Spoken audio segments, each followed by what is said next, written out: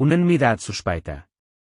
Pelo furor investigativo com que os jornais e a TV abrem as latrinas, destapam os ralos, vasculham os esgotos da República, parece que o Brasil, dentre todos os países, tem a imprensa mais ousada, mais independente, mais empenhada em descobrir e revelar a verdade. Porém o mais admirável, nela, é a unanimidade da sua adesão a esse objetivo. Não há neste país um só jornal, estação de rádio ou canal de TV que se exima da obrigação de informar, que procure mesmo discretamente abafar denúncias, proteger reputações, acobertar suspeitos. Todos, mas todos os órgãos de comunicação, sem exceções visíveis, estão alinhados no ataque frontal à corrupção, que verberam em uníssono, com a afinação de um coro multitudinário regido por uma só vontade, por um só espírito, por um só critério de valores. No exército da moralidade pública, não há defeções. Foi a uniformidade do noticiário que permitiu fixar na retina do público a imagem de um Brasil dividido em justos e pecadores, mocinhos e bandidos, sem quaisquer ambiguidades ou maiores tons. Imagem na qual a linha demarcatória da ética se sobrepôs mesmo às divisões de partidos, de interesses, de ideologias, terminando por neutralizá-las e por não deixar à mostra senão duas fações, a de Caim e a de Abel, esta vociferando sua indignação nas praças, aquela esgueirando-se pelos corredores, tramando golpes, apagando pistas, num sombrio meneio de cobra. Esse unanimismo não teria poder sobre as consciências se não incluísse, entre os temas dominantes do seu discurso, a celebração de si mesmo, a condenação dos políticos corruptos é, ao mesmo tempo, e não raro explicitamente, a glorificação da imprensa livre que os investiga e desmascara. Ninguém hesita em ver nesse fenômeno o começo de uma nova era, levado pela mão da imprensa, o Brasil atinge o portal da maturidade democrática. Mas, a quem fez seu aprendizado no jornalismo ouvindo dizer que imprensa é diversidade, que democracia é pluralismo de opiniões, essa unanimidade não pode deixar de parecer um tanto suspeita. Anormal historicamente, ela é. Nunca, em qualquer lugar ou época, se viu um caso como este, de uma nação em peso abdicar de suas divergências internas para formar frente única sob uma bandeira tão vaga e abstrata quanto a ética. Nem países em guerra, movidos pela necessidade de unir-se em defesa de bens mais palpáveis contra perigos mais imediatos e letais, lograram homogeneizar a tal ponto o discurso dos seus jornalistas. O que está acontecendo no Brasil é um fenômeno ímpar na história da imprensa mundial. Um fenômeno tanto mais estranho quanto a recente introdução da palavra ética no vocabulário popular brasileiro e rapidamente improvisada, com êxito fulminante, sua promoção ao status de ideal unificador de todo um povo. Jamais uma palavra de ordem emanada de um estreito círculo de intelectuais ativistas logrou alastrar-se com tal velocidade pela extensão de um continente, sem que ninguém se lembrasse de obstar que a rapidez com que se propagam as palavras está às vezes na razão inversa da profundidade de penetração das ideias. Mas, além disso, é um fenômeno suspeito. As razões de suspeita são tão patentes, que nem mesmo o coro unanimista bastaria para encobri-las, se, neste caso, o acordo geral de falar sobre certas coisas não subentendesse, como uma conditio sine qua non, o compromisso de calar sobre outras.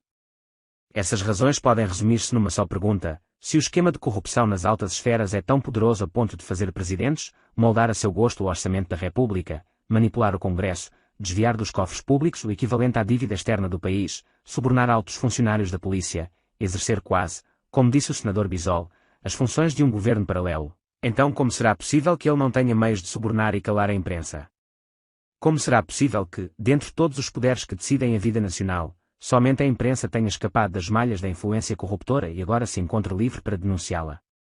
Francamente, não é razoável supor que experts em suborno, com experiência de várias décadas no mercado de consciências, tenham simplesmente se esquecido de digitar, na programação das propinas ou do favorecimento ilícito, as empresas de comunicações.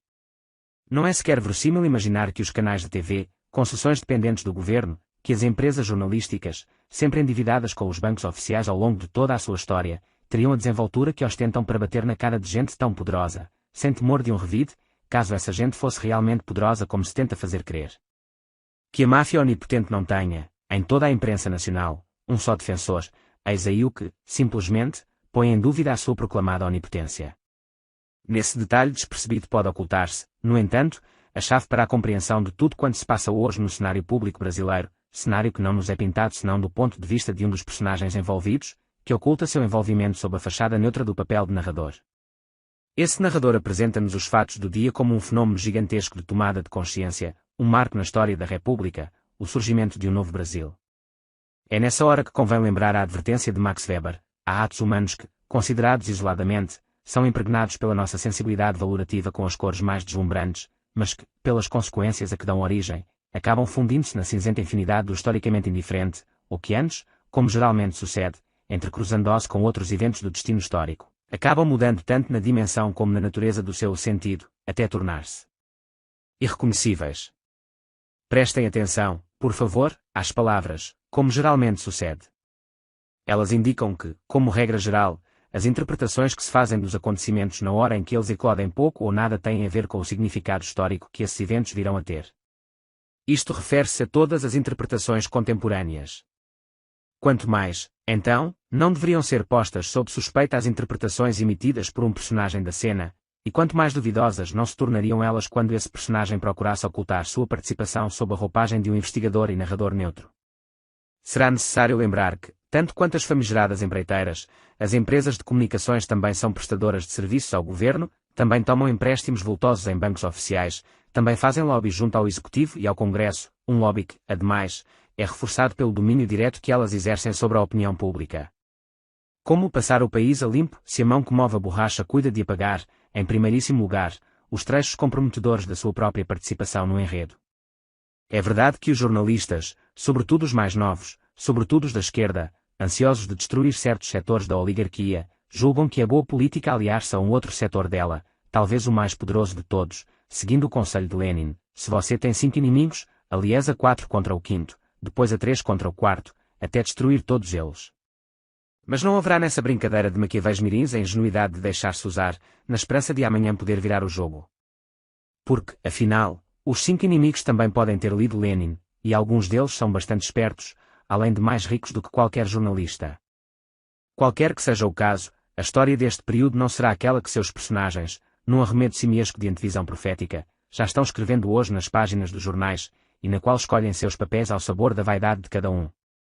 Quando os rótulos de acontecimento histórico, decisão histórica, data histórica começam a ser usados a torto e a direito para carimbo em letras douradas os eventos do dia, é que toda a verdadeira consciência histórica desapareceu, para ceder lugar ao fascínio das cores deslumbrantes de que fala Weber.